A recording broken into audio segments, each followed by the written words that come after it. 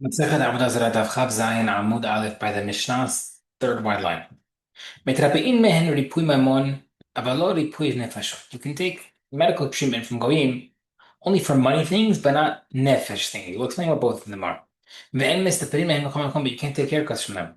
David Meir according to Rakom Rahim Rahim say b'shut rabim mutar in public you can, avalo beno but not privately. Now the Gemara says my ripui mamon, my ripui nefashot. What does it mean? Money cases or nefesh cases you can get medical treatment. If you mean money means you pay for it, and nefesh means they did it for free. Just say it. You're allowed to take paid medical treatment, but not free medical treatment. The reason would be because if you pay for it, you might get treated better. That can't be it. Really, when it says monetary means things that are not life-threatening. Ripun nefesh davar sheikhus raga. Nefesh means something that is life-threatening. Amar Rav Yitam, one second, Rav Yitam says, Afilu rivda de kuslita lo mitasinan minayu. Even um, the little lancet that they used to use to bloodlet, right? The equivalent nowadays for these people who are not Hatzlah, the equivalent is the lancet used for checking glucose, the glucometer. That little thing is not really medical, but he says even that, don't let him touch you. So it must be something else. Ella must be ripumamon behemto. Monetary treatment is not referring to yourself. It's money. It's medical treatment for your animal. Ripun nefashot gufeh. And what does nefesh means? For your body. But it says, I feel even you can't even let him check your blood with even a minor thing like that. Okay, in my law, what if it say the goy told the Jew? Sam piloni yafe lo sam piloni rabo. That this medicine is good and this medicine's bad. Mutar, you could believe him. Why? Isn't that a great way to show? Because why? Savar sheilu mashilo. Because maybe the goy thinks that the Jew is testing him and or is going to fact check him.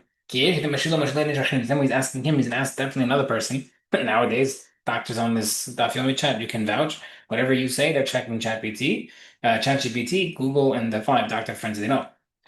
And then what would happen? Vatahu gavra la'arin nafsheh. And therefore, if the guy tries to poison the Jew with the wrong medicine, he'll be found out. Amar Rabba bar Yochanan, Amar Rabbi Chizdan Rabbi Yochanan. Safek, high safek man. Let's say if there's a patient who's not sure if he will survive whatever he has.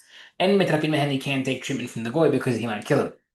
Vadaimet, if he's terminally ill, he's gonna die from this thing. Metrapin mehen, you could get treatment. Where it says met, ha'ika hayashah. 1 second. If he's terminal, let's say, God forbid, he has a week left, you can't just go because he might kill you today. So how can you go? I said, no, we're not worried about that. If you have a chance of surviving longer with this treatment, go for it. The Gemara says, how do we know that? We're not worried about the short term if there's a long term. The Tifasuk says, we see by the people who had Sarat and Maseches and we mentioned it was Gehazi and his sons. They had Sarat, they were outside the city, there was a famine in the city, they were starving, they decided to go to the siege soldiers and beg them for food. Said, if they kill us, they kill us. If not, we'll die from famine in 3 days from now. And it ended up being that there was a miracle and there was food, they all ran away. So there was food there. So anyhow, so we see from there about Ida Hayasha, it must be that the fact that they put themselves at risk right away by they could have gotten killed by the soldiers. It must be if there's a chance for long term and your only other option is short term, we worry about the long term and it's okay. Let's have a question. Lo yisa v'yitin minin. That's a question of Yochanan. In a second. The Bible says a person should not deal with a mean. Right? We mentioned before they're like a rebellious Jew, Apikoros. And you can't even get medical treatment even for short term. But one time it happened that the son of Rabbi Ishmael's sister, his nephew, a snake bit him. And Yaakov, this mean, this rebellious guy, he came to heal him. Rabbi Ishmael did not let him. And Ben said, Rabbi Ishmael, my brother, let me get healed. And I'll bring you a pasuk in the Torah that it is mutar. And then he did not have a chance to finish what he was saying before he passed away, and the last word he said was mutar, which is another which is equivalent to saying tahor. What a way the way he passed away. He basically said the last word he said was purity and positivity. And Karla Rishma said about him, Ashrecha ben Dama, fortunately you ben Dama, Sheguvcha tahor v'yasen p'tabed hara. Your body is pure and you left purely. V'lo avarta divrei chaverecha, and you didn't go against what Hamim said about going medical treatment from a mean. Sheyomrim u'poretz gaderet yeshechenu nahash. Whoever breaks the fence of what Chachamim put up, yani whoever goes against Gizerot, will be bitten by a snake. So we see that we see from here the fact that they didn't let him do it, that he was trying to do it, but he passed away before he had a chance. We see that you cannot get treatment even if he's dying. The Gemara says, "Shami minut dimashra." There's a mean, a rebellious Jew is very persuasive, and he might is different. He might persuade someone else to sin. Okay, the Atila Memra Mashra, because he might be able to attract him towards his beliefs. That's why we stay far away from him. A regular goy mutar. More, we said others lo abarta l'zveret haverecha. This is Shayom Rim Pretzgadena Hashnash. Ihunami Havetarke. 1 second. We said good thing you didn't go against the rabbis because then you would have been by a snake. Hello. He literally got bitten by a snake. That's what he was in. That's the trouble he was in. So who cares about another snake? The one says no.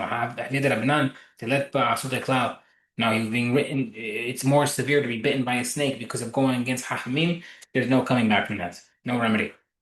Okay. Who might have the member. So now, if that's the case, Ben Dama said, "Oh, I was going to tell you something that's mutar." What was he going to say? Pasuk, "V'hai b'hem."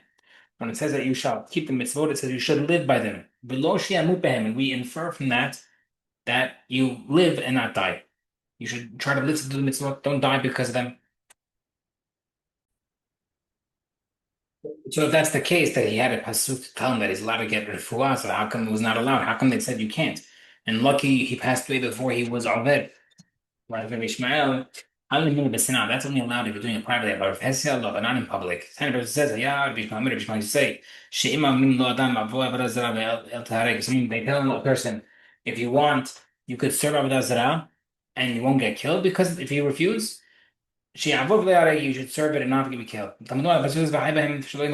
Should live. You might think that even applies publicly. Right? The Pasuk teaches you that you could only do these type of things. Now we don't really allow Avodah Zarah. It's against what uh we hold that even privately we can't do Avodah Zarah. But other avirot, for example, let's say it's Shabbat, privately mutar, publicly asur. Any injury that we would be halal Shabbat to save them, and you can't take medical treatment from the goyim. And if it's not life threatening, you can. Okay. Maybe the Amr is different version. He says any internal injuries, like inside the body, inflammation, infection, etc. But external is allowed. My banana, what's the difference? The one main difference is if you have an injury on top of the hand and the bottom of the foot and top of the foot. He says the top of the hand and top of the foot. That's considered like an internal injury that is life-threatening. And it can be according to Yochanan, you can't treat it because it's life-threatening.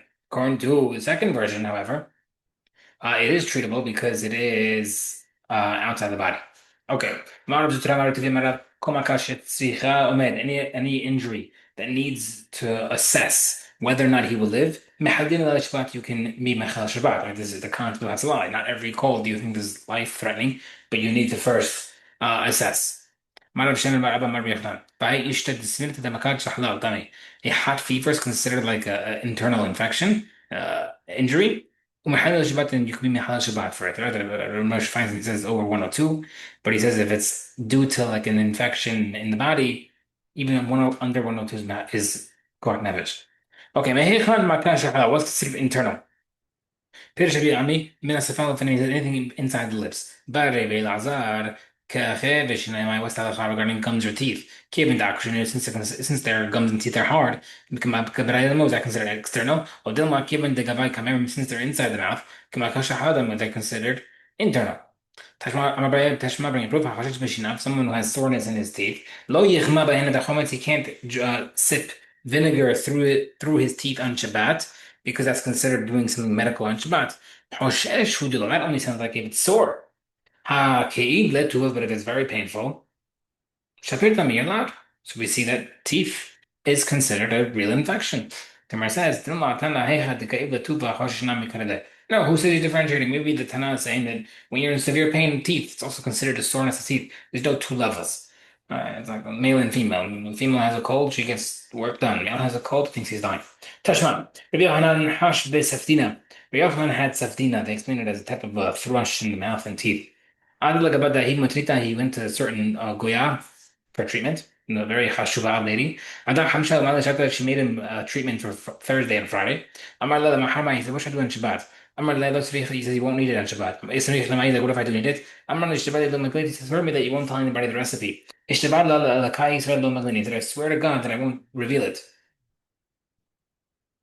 And then what happened? Gayale, he actually, she revealed to him the Mahar Nafak Dar Shah, the next day he went out and taught it in public. The Gemara says, one second, before we get to what happened, he swore to her he won't reveal it. So how can we reveal it? The Gemara says, "L'kadi Yisrael lo megalina, but l'may Yisrael megalina." He said, I won't tell God, which means I will tell his people, the Jews. Va'iki Chul Hashem, but at the same time, then there's Chul Hashem the next day when she finds out. The Gemara says, he let her know from the beginning, right after he swore, that by the way, that's not a good Shavua. So she knew it was coming. Okay. Anyhow, Alma, the fact that Rabbi Yochanan was really ready to take the medicine on Shabbat, it must be that teeth are considered internal, right? He was worried. What do I do on Shabbat? Which means he's able to take it on Shabbat. Gemara says no. I'm not a proof. Shani tefillah is different. Because it starts in the mouth and ends in the intestines. It's considered an internal one, not because it starts in the teeth, but because it might lead deeper. So not a proof. Gemara says, what's the symptoms of saftina? When someone puts something on his gums, and then blood comes out from his teeth. What does it cause? What causes saftina? Mikiriri Dahiti is eating cold wheat foods or sari or hot barley foods. Good luck to those each other. Mishira Bakazad Hasan or eats fried fish pieces left overnight. Okay. What was the treatment that she gave Yochanan? She gave him yeast water, olive oil, and salt. Mishha the Gadfa she melted goose fat and applied it to his teeth with a goose feather. I tried all these things, but I had saftina. But let's say it wasn't cured until a certain Arab guy told me bring pits of olives that did not grow to a third of its size, and burn them on top of a new the hoe, the tool used for the garden that's new, so therefore it's very hot. With a big bed and put it inside the teeth, and then I was cured. How could Rabbi Yochanan done this? That he allowed the Goya treat him. Anything that you would be Mahal Shabbat, and you can't get from a Goy. Gemara says, Adam Hashushani, a Hashu person is different. The guy would be afraid to hurt someone who's Hashu. Gemara says, Bahar, Rabbi Aval also was Hashub. Yaakov, the mean, put a medicine on his leg. And it was poisonous for him. And Rabbi Ami had to quickly lick off the medicine from his leg, otherwise he'd have to amputate his leg. So we see that he was attacked even though he's a public figure, even though he's important. Rabbi says no, Rabbi Yochanan was an expert doctor, and therefore they have more to lose. Rabbi says that Rabbi also was an expert doctor, they stop him. Rabbi no, Shani was different because with him, the mean was willing to go down with him, go down with the ship, as they say. Tamod nafshim plishtim, like when Shimshon killed the plishtim, he killed himself with him. So that with the mean and Rabbi Abau, they were willing to ruin the reputation and quote unquote do suicide physically and career just to take him down. That's why it was different.